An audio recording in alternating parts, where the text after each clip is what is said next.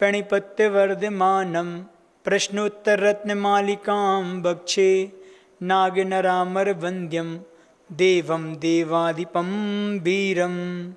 कहाँ खलु जिनके हाथ में वो मिला सकते हैं, जिनके पास नहीं वो सुन सकते हैं।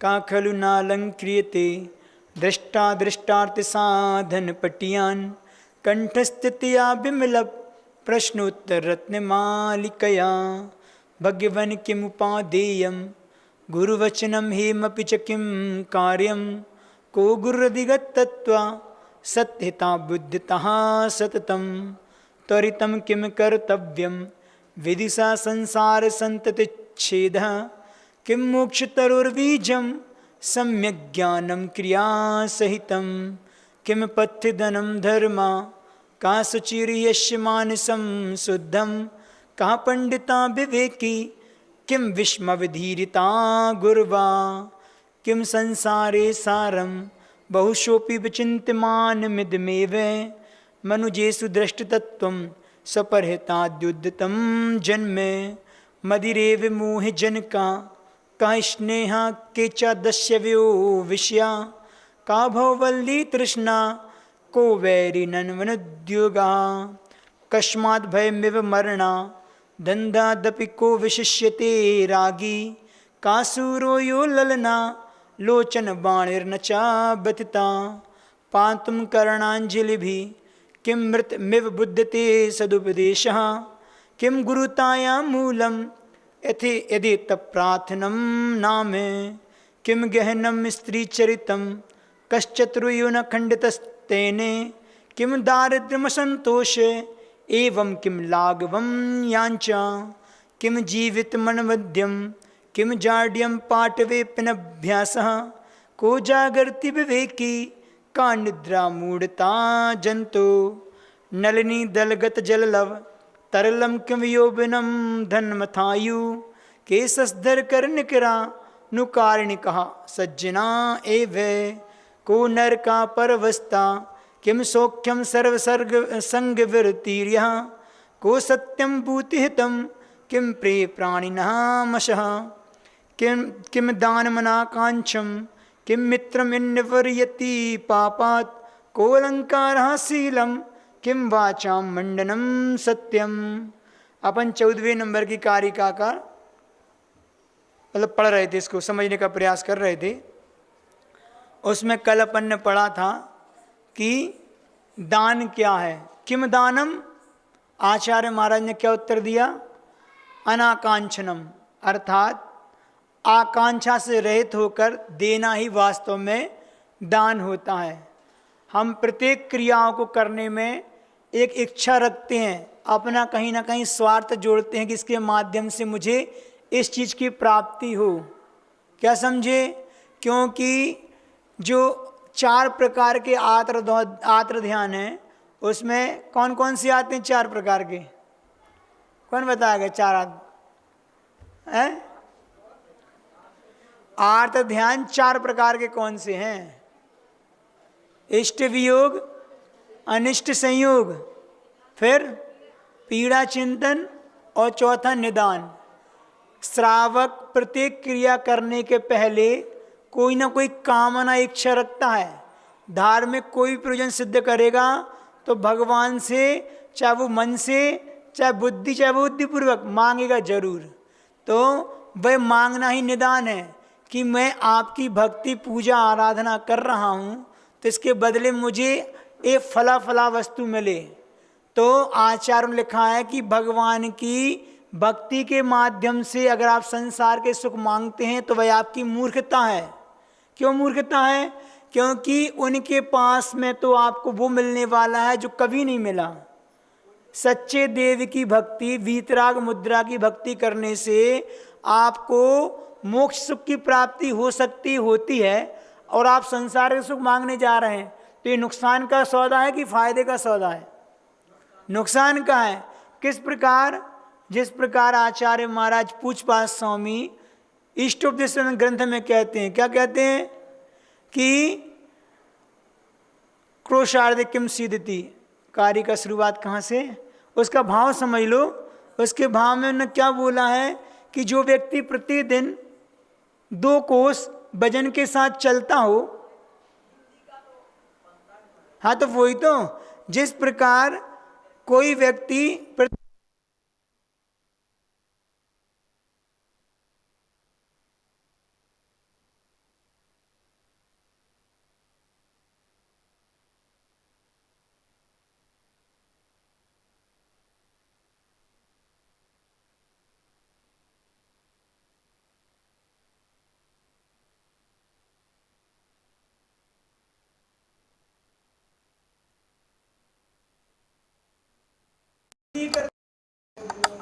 धान की प्राप्ति के लिए तो करते ना। हाँ। जब धान प्राप्ति के लिए खेती करते तो भूसा मिलता कि नहीं मिलता? मिलता है। अपन ने चाहा था कि नहीं चाहा? नहीं चाहा, फिर भी मिलता है। इसी प्रकार भगवान की भक्ति से वो धान्य स्वरूप मोक्ष तो मिलना ही मिलना है, लेकिन जब तक संसार में तो भूसा की भांति पंचतंत्र के विषय तो हमें मिलेंगे ही मिलेंगे। इसलिए वहाँ मांगना नहीं होता। जब भी भक्ति करो अनाकांक्ष भाव से करो, आकांक्षा नहीं होना चाहिए। अगर आकांक्षा है तो कहीं ना कहीं सम्यक दर्शन में भी अभी दोष लग रहा है। 8 दोषों में एक निकांक्षित अंग है ना दूसरे नंबर का। तो निकांक्षित अंग का अगर आप आकांक्षा कर रहे हैं तो कहीं ना कहीं हमारे सम्यक दर्शन भी अभी मलिन है। तो कभी भी किसी चीज का दान करें तो आकांक्षा से रहित होकर करें। कल अपन ने कुछ एक कहानी भी समझी थी, कुछ बातें भी समझी थी। श्री कृष्ण ने क्या किया था? आकांक्षा से रहित होकर बाह्य वृत्ति के उद्देश्य से सिर्फ मात्र एक मुनि महाराज की सेवा की थी। की थी नहीं थी? जिनको कंठ में एक बहुत भयानक रोग था, अपने वैद्य के द्वारा और औषधि का दान करके उन्होंने उस रोग को दूर किया था, जिसके फलस्वरूप उन्हें तीर्थंकर प्रकृति का बंध हुआ था। तो ऐसा तीर्थंकर प्रकृति का बंध एक बाह्य वृत्ति माध्यम से होता है और वह दान के माध्यम से हुआ। तो वह दान हमारे लिए कितना उपयोगी, जो तीर्थंकर पद को देने वाला है। ऐसा दान अगर हम आकांक्षा से रहित करके कहेंगे, मात्र निस्वार्थ भाव से करेंगे, तभी वह हमारे लिए कार्यकारी होगा, नहीं तो वह हमारी संसार का ही कारण बनेगा। हाँ, अगर दान अगर अपन ने आकांक्षा से किया, उसके पुण्य से मुझे संसार का वैभव तो मिल जाएगा, लेकिन हमें मोक्ष का वैभव नहीं मिल पाएगा।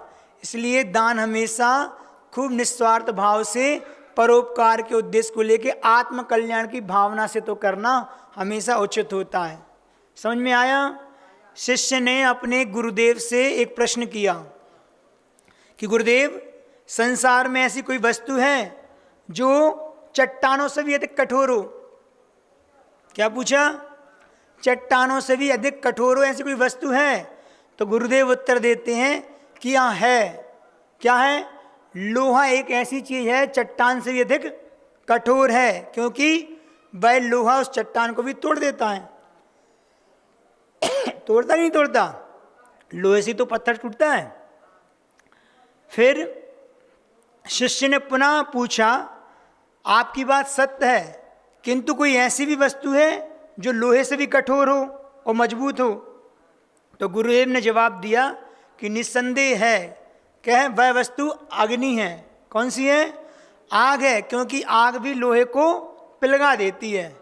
शिष्य ने फिर जिज्ञासा उत्पन्न हुई और पूछा, गुरुदेव अग्नि से भी कठोर कोई वस्तु है? तो गुरुदेव बोले कि हाँ, अग्नि से भी कठोर वस्तु है। क्या है? वह पानी है। क्यों?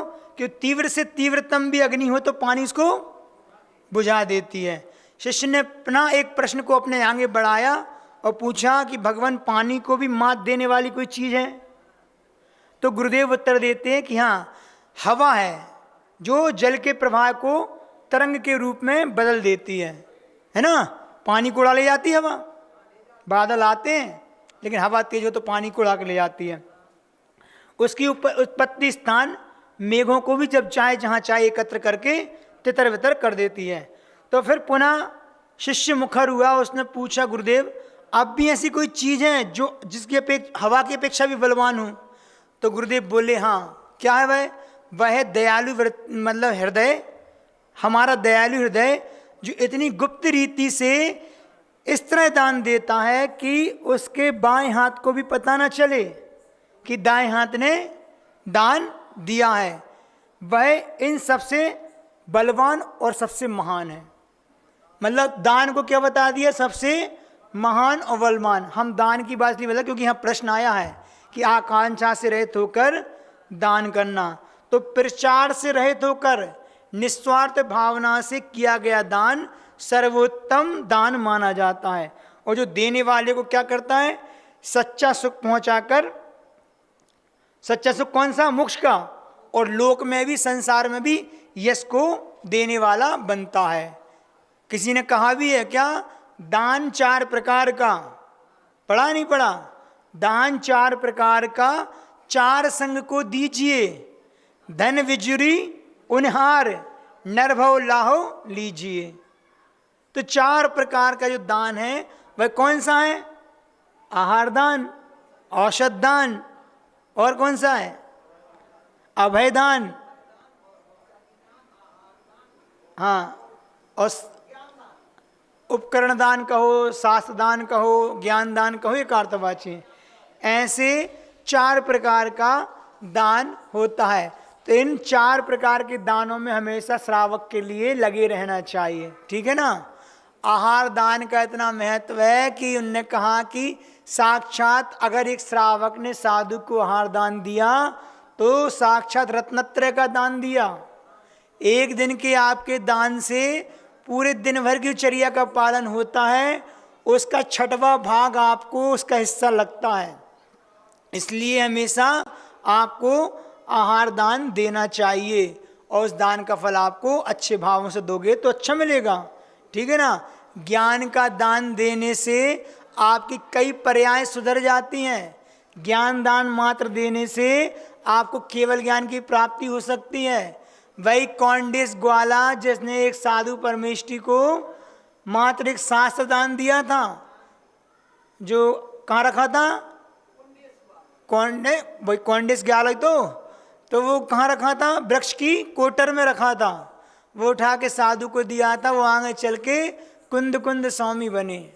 तो ऐसे ज्ञान दान का फल भी केवल ज्ञान की प्राप्ति में हमारे लिए क्या होता है, कारण बनता है। आश्रय दान देना, औषधि दान का हमने कल फल बताया ही था आपको श्री कृष्ण का। तो ये सारी चीज़ें जितना अपनी योग्य है, सामर्थ्य है, ये दान हमें करते रहना चाहिए।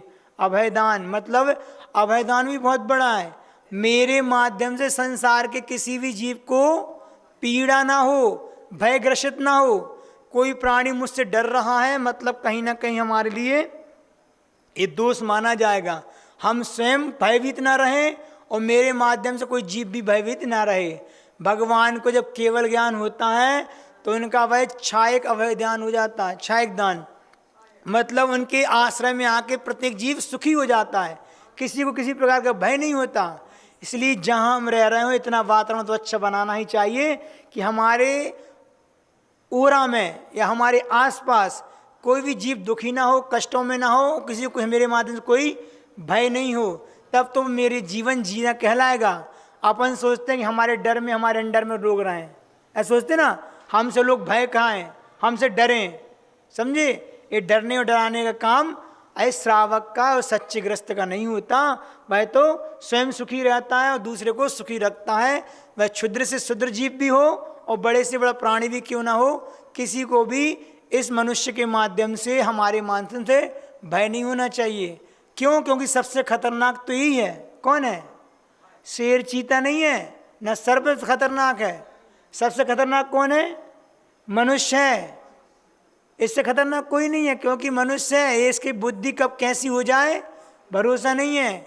आज पूरा देश देश का पूरा विश्व एक बम के सहारे बैठा है। कब किसकी बुद्धि पलट जाए और एक बम अगर गिर जाए तो दुनिया तहस नहस हो जाए। ये किसका निर्माण है? किसकी उपज है? आदमी की तो उपज है। आज एक देश दूसरे से क्यों डरा रहा है? उन्हीं एटॉमिक पावर के कारण तो वो डरा ही रहा है कि तुमने गड़बड़ की तो हमारे पास से है, उनने कि तुमने गड़बड़ की तो हमारे पास इतना है। तो आज सब अपने साम्राज्य को स्थित करने के लिए एक दूसरे को डरा के अपना काम निकाल रहे हैं। आज देखो जनता कितनी भयभीत है। कहाँ पे?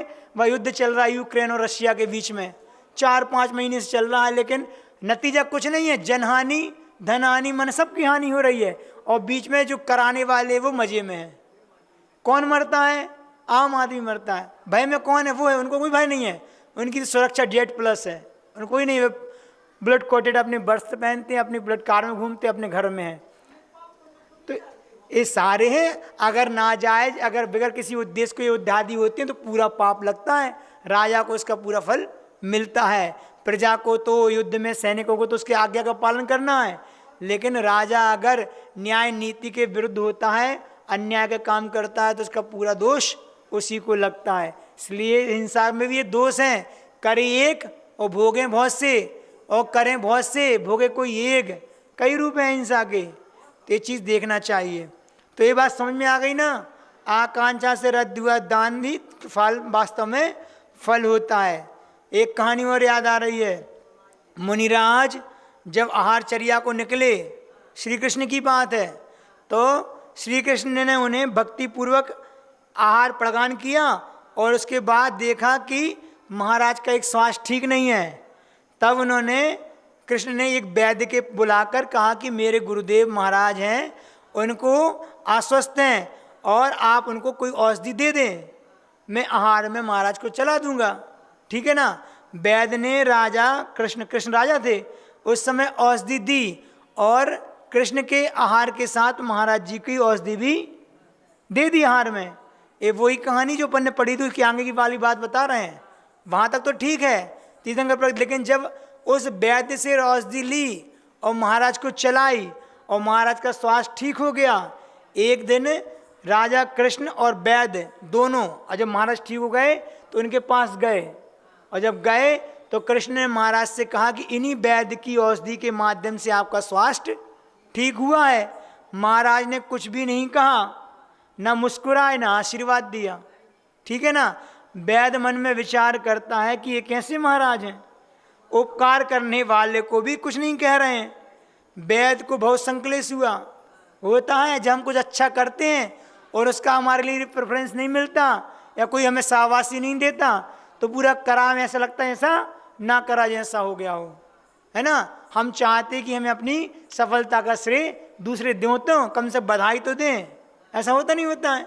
तो ऐसा सबके साथ, तो उस वैद्य को भी लगा कि इसने कुछ ना आशीर्वाद दिया, ना कोई हमारी तारीफ की, उसको वो संकलेश हुआ, और संकलेश के साथ उसने आयु कर्म का बंध किया। कौन सी? त्रेंच आयु का, और वह मरण कर प्राप्त हुआ। और अगले भाव में क्या बना बताओ, याद आ रहा हो तो? बंदर की पर्याय में जन्म लिया उस वैद्य ने, बंदर की पर्याय में उसने जन्म लिया, और वैद्य ने औषधि दान देकर बदले में आशीर्वाद प्राप्ति रूप ये आकांक्षा की थी। उस आकांक्षा का फल इस रूप में मिला कि वह वैद्य होकर भी बंदर बन गया संकलेश करके। बात समझ में आई? इसका ये प्रयोजन है कि हमारे लिए कभी भी कोई सेवा भक्ति करते हैं तो उसके पीछे आकांक्षा का भाव नहीं होना चाहिए। तो ये चीज़ अपन को आज तक हमें अगर सिद्धि नहीं हुई है तो किस लिए? क्योंकि सच्चा दानी जो होता है वह प्रसिद्धि की अभिलाषा नहीं रखता, ठीक है ना। धर्म क्षेत्र में दान करो प्रसिद्धि के लिए नहीं, तो किस लिए? सिद्धि के लिए करना चाहिए। धर्म क्षेत्र के लिए दिया हुआ दान हमारी प्रसिद्धि के लिए नहीं, सिद्धि के लिए होना चाहिए। कौन सी सिद्धि? आत्मा की सिद्धि हो जाए। आचार्यों ने हमें बहुत सम्मान दिया है, किसी ना किसी रूप में सम्मान दिया जाता है, चाहे मूर्ख के रूप में, चाहे पंडित के रूप में, भव्य के रूप में, अभव्य के रूप में हो। प्रसिद्धि तो बहुत हो गई हमारी संसार में, लेकिन अब एक बार सिद्धि हो जाए, वह सिद्ध बन जाए, ऐसी सिद्धि हो जाए तो वह सिद्धि हमारे लिए अनाकांक्ष भाव से ही होगा। आकांक्षा जब तक रहेगी तब तक वह संसार का कारण है। जब भी कोई कार्य करें, अच्छा कार्य करें, तो बुद्धि हमारी हमेशा कर्म निर्जरा की होना चाहिए, ना कि किसी संसार के लौकिक सुख की प्राप्ति के लिए होना चाहिए। अब अपने से नहीं, सबको घटाने हैं। आप अपनी देख लो, सब अपनी अपनी देखें, ठीक है ना। हाँ, अच्छी बताओ ने अपने अंदर रखो भाव कि हमारे भाव कैसे होते हैं, बतावे के नहीं हुए। तो क्या त्रेंच भी दान दे सकते हैं? कैसे दे सकते हैं बताओ? मनुष्य तो दान दे सकते, ट्रेंच कैसे सकते हैं? हम बता रहे क्या दे सकते हैं, हमसे पूछो फिर। त्रेंच जब संलेखना लेता है ना, तो जब दूसरे त्रेंच आकर उसे सूखे पत्ते ला कर देते हैं, ऐसा प्रसंग पढ़ने में आया है। अर्थात उन्हें आहार कराते हैं। इसके पिछले जो अपन ने अभी पढ़ा था ना, क्या बंदर का, कि जो वैद्य था और वैद्य बाद में मर के क्या हुआ, बंदर बना, और बंदर ने एक मुनि महाराज को, उन्हीं महाराज को औषधि दान दिया। कैसे दिया? वह जो वैद्य मरकर बंदर बना गया था और एक वृक्ष पर बैठा था, ठीक है ना, उसी वृक्ष के नीचे मुनिराज ध्यान कर रहे थे, और मुनिराज को देखते ही बंदर को जाति स्मरण हो गया पूर्व भाव का। क्या? कि ये वही महाराज हैं जिन्हों को मैंने औषधि दी थी और इन्होंने मुझे आशीर्वाद भी नहीं दिया था और मेरा कुछ भी नहीं किया था। तो उसको स्मरण हो गया, तो उसने सोचा अच्छा मौका है। क्या? कि मौका है कि एक वृक्ष की उसने एक डाल निकालकर महाराज के नीचे फेंकी, और वह डाल कहाँ घुसी? जाके महाराज की जांघ में जाके घुस गई, और जैसे घुसी तो जांघ में से खून की धार निकल पड़ी। किंतु महाराज ने कोई भी प्रतिक्रिया व्यक्त नहीं की, क्योंकि वो सैनन के धारी थे और समता के धारी थे, वो मुनि महाराज थे। वो क्या कहते? तो वो शांत, कोई प्रतिक्रिया व्यक्त उन्होंने नहीं की। अब बंदर विचार करता है। क्या विचार करता है? कि ये मुनिराज हैं, अच्छा करो अच्छा नहीं करो, ना बुरा करने पे कुछ कहते हैं ना अच्छा करने पे कुछ कहते हैं, इनका बुरा करो तो बुरा नहीं मानते।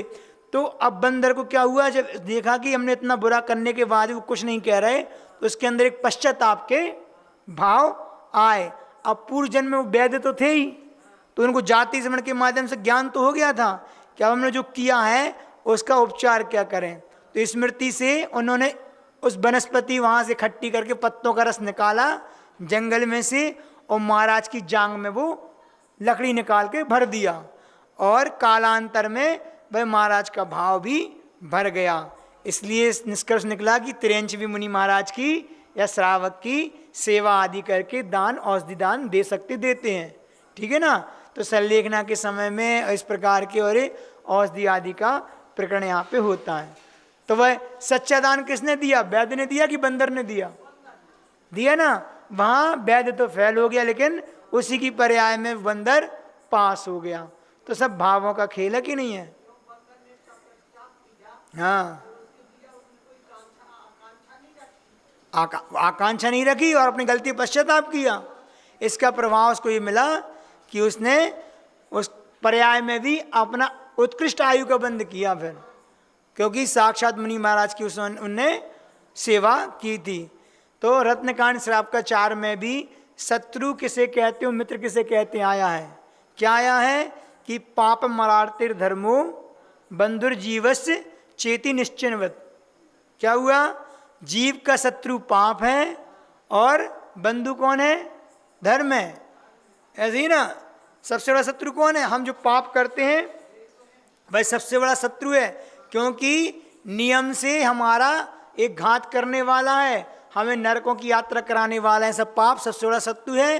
और अगर बंधु मित्र कोई है तो वह कौन है? वह धर्म है। धर्म ही मुझे संसार से ऊपर उठाने वाला है।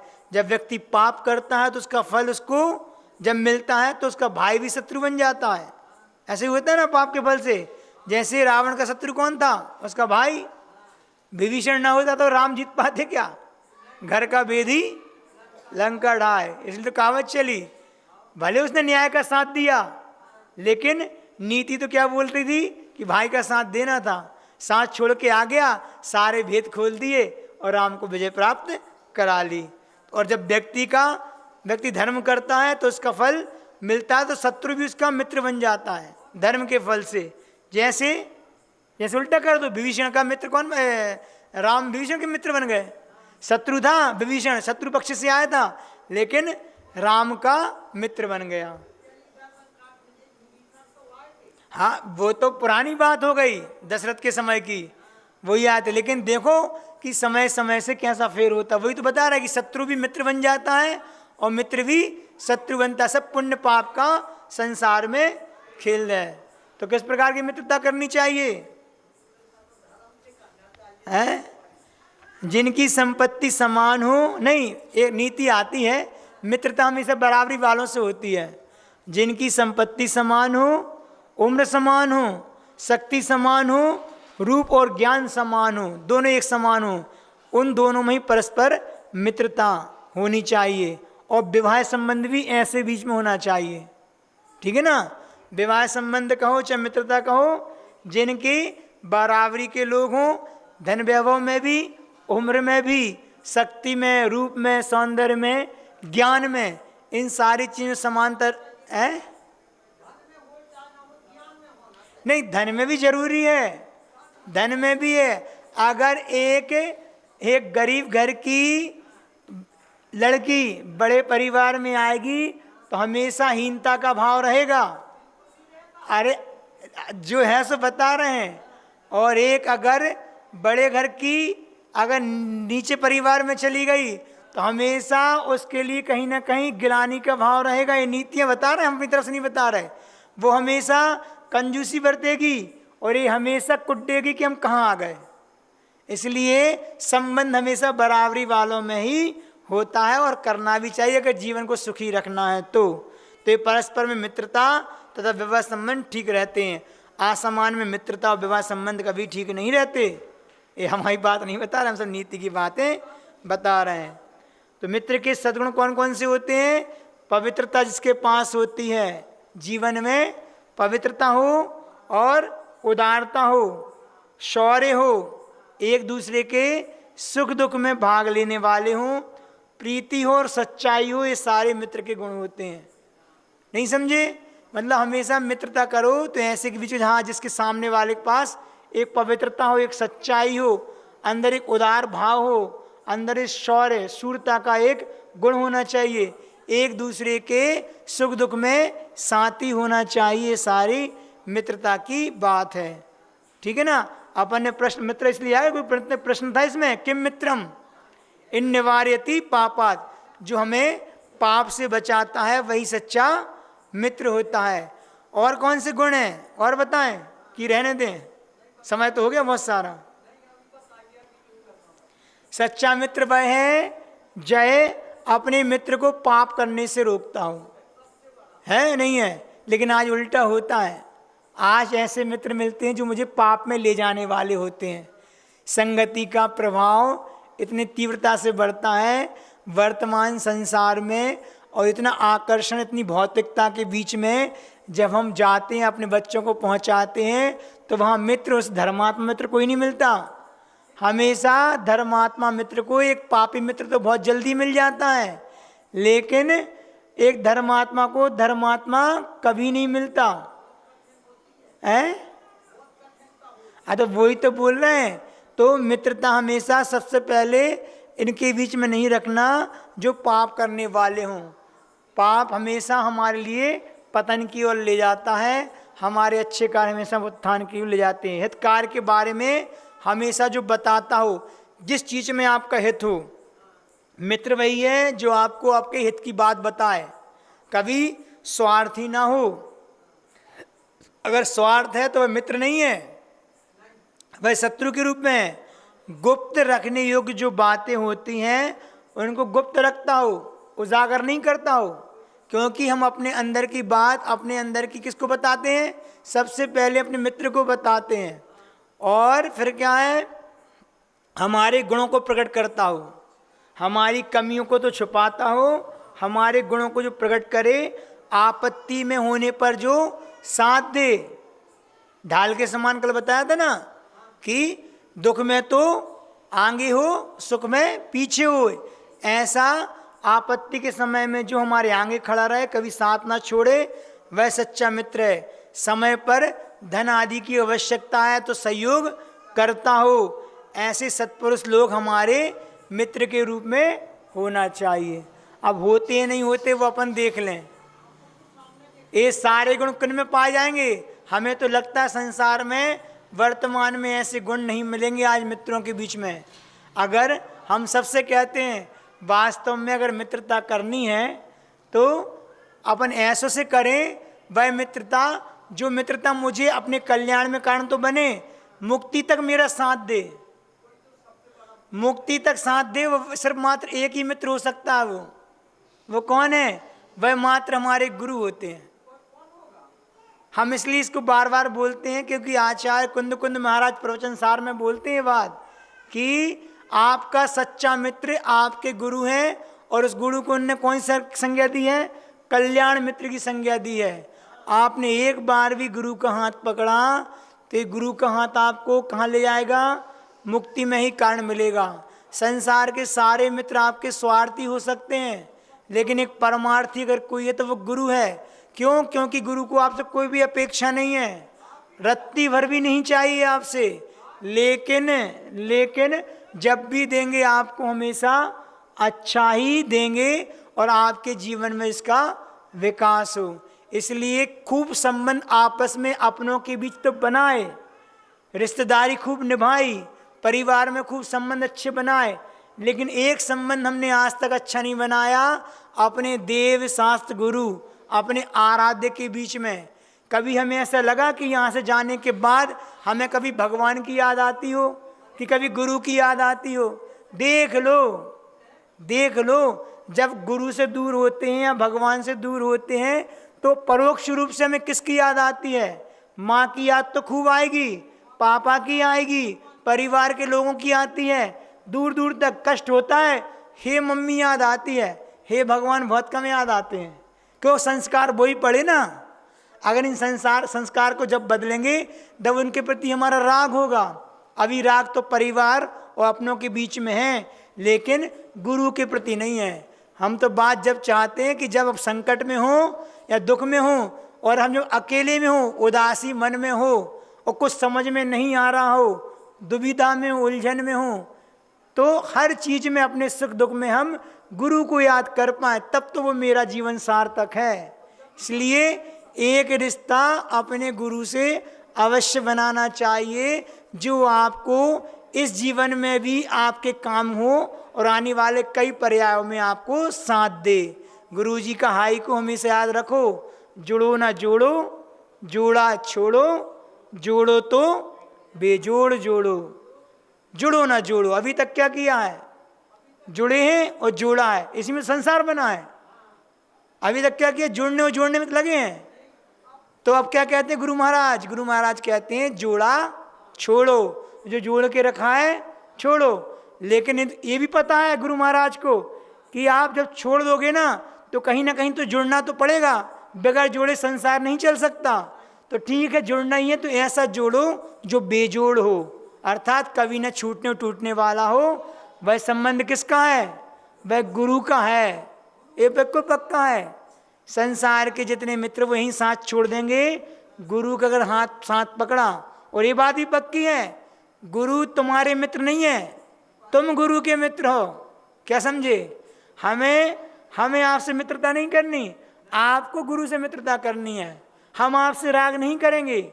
आपका राग होता है गुरु के प्रति, प्रशस्त राग जो रहता है, तो वह राग अगर आप करोगे तो वह आपको कल्याण में कारण बनेगा। और संसार का राग आपको अप्रशस्त राग कहते हैं, वह आपको संसार में डुबोने वाला ही रहेगा। इसलिए लोग चाहते हैं एक रिश्ता अपनों के बीच जो दिखे भले ना रहे। लोग चाहते हैं एक रिश्ता अपनों के बीच जो दिखे भले ना रहे। हम भी चाहते हैं एक रिश्ता आप सबके बीच जो रहे भले ना दिखे। गुरु से रिश्ता हमारे ऐसा होता है कि संसार में दिखाना नहीं होता कि हमारे हैं। वो तो अंतरंग की भावनाओं से जुड़ा होता है, और जब अंतरंग की भावना से जुड़ा रहता है तो वह लंबे समय तक हमारे जीवन में कल्याण में कारण बनता है। इसलिए किसी को दिखाना नहीं है। To whom I want to show, किसको दिखाना है? किसी को नहीं दिखाना। हाँ, फिर वही बात, हर चीज बताने से हमारी योग्यता कम कहलाती है, गंभीरता कम कहलाती है, अपने मन में रखा जाता है। जब संबंध किसी से होता है ना, अंतरंग के संबंध सबसे कार्यकारी होते हैं। अंतरंग से जुड़ाव जो होता है वह हमेशा आपके लिए लाभप्रद होगा और मजबूत होगा। आज सारी दुनिया देखने और दिखाने में तो है, सिर्फ दिखाने का खेल है पूरा। भाई अंतरंग से प्रीति हो चाहे ना हो, अंतरंग में तो स्वार्थ छिपा है, वाह में हम व्यवहार निभाते हैं। लेकिन देव शास्त्र गुरु के प्रति ऐसी भावना नहीं होती। हम कभी दिखावे की भक्ति नहीं करते, और अगर दिखावे की भक्ति करते हैं तो वह हमारे लिए फायदा देने वाली नहीं है। इसलिए बहुत समय हो गया, इतना ही पर्याप्त है। अपन मित्रता की बात कल और करेंगे, समय मिला पर्याय रही तो फिर मिलेंगे, ठीक है ना। तो इतना ही आज इतना पर्याप्त है। अब भजन के लिए समय चाहिए ना।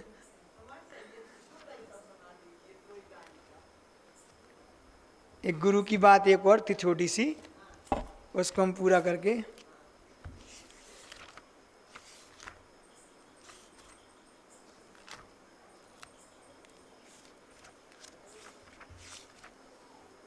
हाँ बहुत अच्छा। लोग कहते हैं कि गुरु बनाना है, किसे बनाए? सच्चा गुरु कोई मिलता नहीं। अब इन्हें कह दीजिए गुरु बनाना है, सब अधूरे हैं। मैं कहता हूँ कि पूरे गुरु मत ढूंढो, तुम स्वयं शिष्य बन जाओ। पूरे हम शिष्य बन जाएं, गुरु स्वयं अपने आप में आपको पूरे मिल जाएंगे, ठीक है ना। किसी को गुरु मत बनाओ, स्वयं शिष्य बन जाओ। गुरु पहले मिटाता है फिर बनाता है। जैसे वो माटी मिटती ना, मिटती है पिटती, जब जाके गागर बनती है, जब आपके सिर पे चढ़ती है। पैरों की माटी अगर पैरों से ना कुचली जाए तो सिर तक नहीं पहुंच सकती। ऐसे गुरु पहले मिटाता है फिर बनाता है। वह पहले अहंकार की इमारत को ढाता है, हमारे अंदर के अहंकार को, और फिर प्रभु प्रसाद को बनाता है। भक्त और शिष्य में इतना ही अंतर है। जो गुरु को याद करे वह भक्त है, और जैसे गुरु याद करें क्या है, वह शिष्य है। अब देख लें कि हम गुरु को याद करते हैं, गुरु हम याद करते हैं। भक्ति तो ऐसी होना चाहिए कि परोक्ष रूप से उनके मुख से हमारा नाम याद आ जाए, हमें याद आ जाए। इतनी ही जीवन की सार्थकता है, इतना ही पर्याप्त है। अपन अब भजन करके पूरा करते इसको। अब भक्ति के डेली सोचते हैं कि समय बहुत हो जाता है, पहले कर लो तो हो जाती है, नहीं बाद में फिर नहीं हो पाती। उपयोग लगना चाहिए, उपयोग अच्छा लगाना। 35-40 मिनट पता नहीं चलता, चला नहीं चला, समय बहुत निकल जाता है। चलो अपन गुरु की बात कही, आज अपन भजन भी उसी रूप में गाते हैं। जो स्वयं मोक्ष पथ पर बढ़े जा रहे, और भव्यों को भी साथ ले जा रहे। जो स्वयं मोक्ष पथ पर बढ़े जा रहे, और भव्यों को भी साथ ले जा रहे। है निराली डगर मोक्ष का ये सफ़र, क्या हमें गम जो गुरु सा मिला हम सफ़र। है निराली डगर मोक्ष का ये सफ़र, क्या हमें गम जो गुरु सा मिला हम सफ़र। जिनकी वाणी में तत्वों का होता जिकर, जिनका मन इतना पावन हो करुणा का घर। इसलिए भक्ति उनके बढ़े जा रहे, जो स्वयं मोक्ष पथ पर बढ़े जा रहे, और भव्यों को भी साथ ले जा रहे। जो सदाचार संयम का मेरु शिखर, जिनके चरणों में देवों की रहती बसर। जो सदाचार संयम का मेरु शिखर, जिनके चरणों में देवों की रहती बसर। वो गुरु मेरा विद्या का सागर महा, जिनके चरणों में झुकता है सारा जहां। उनके चरणों में हम भी चढ़े जा रहे, जो स्वयं मोक्ष पथ पर बढ़े जा रहे, और भव्यों को भी साथ ले जा रहे। आया स्वर्णिम ये अवसर, ये स्वर्णिम दिवस, एक राही चला लेके संकल्प बस। आया स्वर्णिम ये अवसर, ये स्वर्णिम दिवस, एक लड़ा ही चला लेके संकल्प बस, आत्मा के अलावा परिग्रह है सब, छोड़ दो साथ उनका अकेला हो अब, उनके पीछे भी लाखों चले जा रहे, जो स्वयं मोक्ष पथ पर बढ़े जा रहे, और भव्यों को भी साथ ले जा रहे। ऐसे गुरुदेव भगवान श्री विद्यासागर जी महाराज को मेरा बारंबार नमस्कार। द्वादश संघ जिनवाणी माता की